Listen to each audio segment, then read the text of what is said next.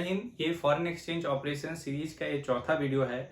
तीसरे वीडियो में हमने एक्सचेंज रेट मैकेनिज्म के बारे में पढ़ा था।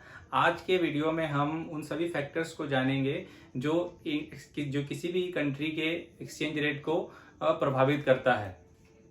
तो वो कौन से सारे फैक्टर्स हैं जो इन एक्सचेंज रेट को प्रभावित करता है। तो जो जितने भी रीजन्स हैं उनको तीन ब्रॉड कैटेगरी में क्या है हम क्लासिफाई करते हैं। Factors determining the exchange rate. पहला जो रीजन है वो क्या है, फंडामेंटल रीजन, दूसरा है टेक्निकल रीजन और तीसरा जो है वो क्या है, स्पेक्युलेशंस। ठीक है, अब देखिए फंडामेंटल रीजंस में क्या आता है, balance of payment, economic growth rate, fiscal policy, monetary policy, interest rates and the political issues. These all are classified as a fundamental reasons. तो पहला जो है हमारा क्या है, बैलेंस ऑफ पेमेंट, इसको शॉर्ट में हम क्या BOPV बोलते हैं, बैलेंस ऑफ पेमेंट। तो बैलेंस ऑफ पेमेंट क्या है, देखिए कोई भी कंट्री क्या है एक्सपोर्ट भी करती है और इंपोर्ट भी करती है, ठीक है ना। तो अगर कहीं किसी भी कंट्री का अगर एक्सपोर्ट अगर सरप्लस है तो उसके बैलेंस ऑफ पेमेंट क्या होगा, वो सरप्लस होगा। तो बैलेंस ऑफ पेमेंट अगर उसका सरप्लस है तो उस देश की, उस कंट्री की जो करेंसी होगी वो क्या होगी, स्ट्रांग होगी। और अगर बैलेंस ऑफ पेमेंट में अगर क्या है, डिफिसिट है, दैट मीन्स इंपोर्ट जो है वो ज्यादा है, एक्सपोर्ट कम है, तो ऐसे सिचुएशन है BOP में क्या होगी, डिफिसिट होगी। और डिफिसिट होगी तो उस देश की कंट्री मतलब उस कंट्री का जो करेंसी होगा वो क्या होगा, वीक होगा।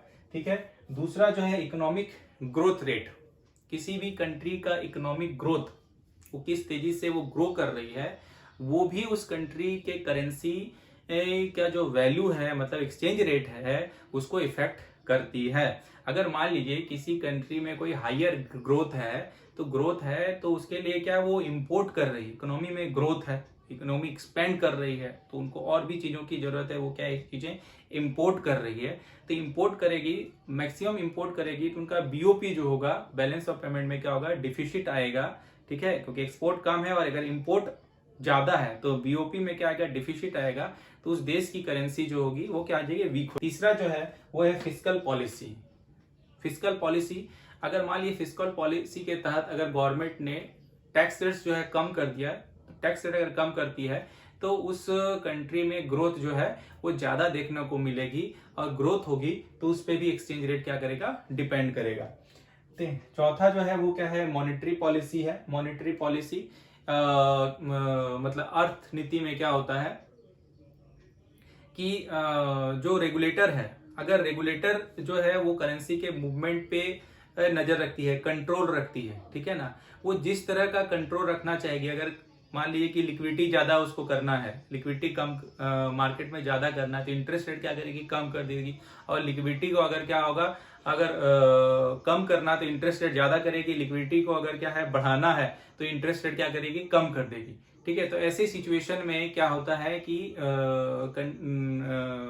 जो उस देश की जो करेंसी है उसके रेट पे क्या इफेक्ट पड़ता है। सपोज कीजिए कि अगर वहां की जो शॉर्ट टर्म अगर इंटरेस्ट रेट है वो अगर लो है, ठीक है, तो कैपिटल का मूवमेंट बाहर से क्या इनवर्ड होता है, कैपिटल का मूवमेंट होगा, इन्वेस्टमेंट आएगा वहां पे शॉर्ट टर्म के पीरियड के लिए।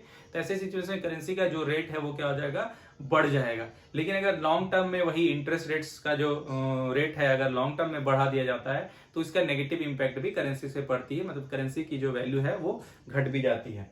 और जो छठा है वो क्या है, पॉलिटिकल इश्यूज हैं। देखिए किसी भी कंट्री में अगर पॉलिटिकल स्टेबिलिटी है तो वहां का इकोनॉमी भी स्टेबल होता है, इकोनॉमिक ग्रोथ वहां पे सही रहता है और उस देश की करेंसी भी स्ट्रांग होती है। अगर पॉलिटिकल स्टेबिलिटी नहीं है तो इकोनॉमिक ग्रोथ भी सही नहीं हो पाएगी और उस देश की करेंसी का जो वैल्यू भी होता है वो कम होता है। और एक देखिए लास्ट में है स्पेक्युलेशंस। स्पेक्युलेशंस क्या है, देखिए स्पेकुलेशंस का मतलब होता है सट्टा। जब कोई स्पेकुलेटर ये स्पेकुलेट करता है कि एक करेंसी का जो वैल्यू है वो फ्यूचर में डिवैल्यूड हो, मतलब उसकी करेंसी का जो वैल्यू है घट जाएगा, तो वो क्या है उस करेंसी को सेल करता है मार्केट में, शॉर्ट सेल करेगा ताकि उसको फिर चीप रेट में उसको बाय कर सके। तो जब वो मार्केट में उसको सेल करेगा, ठीक है, तो उस करेंसी का एक बहुत ज्यादा मार्केट में क्या मूवमेंट होगा और उसकी वैल्यू जो होगी वो क्या घट जाएगी। ठीक है ना, वैल्यू जो होगी घट जाएगी। तो इस तरह से स्पेकुलेशन भी है, किसी करेंसी का जो वैल्यू है, एक्सचेंज रेट है, उसको भी डिटरमाइन करता है। ठीक है ना, तो आपको समझ में आ गया क्या है ये reasons, fundamental reasons, technical reason and speculation. ये तीन जो है वो ब्रॉड रीजंस हैं जिनको तीन कैटेगरी में बांटा गया है। और ये जो है एक्सचेंज रेट को इफेक्ट करता है। एक्सचेंज रेट, किसी भी कंट्री के एक्सचेंज रेट पे ये इफेक्ट करता है। मिलते हैं नेक्स्ट वीडियो में।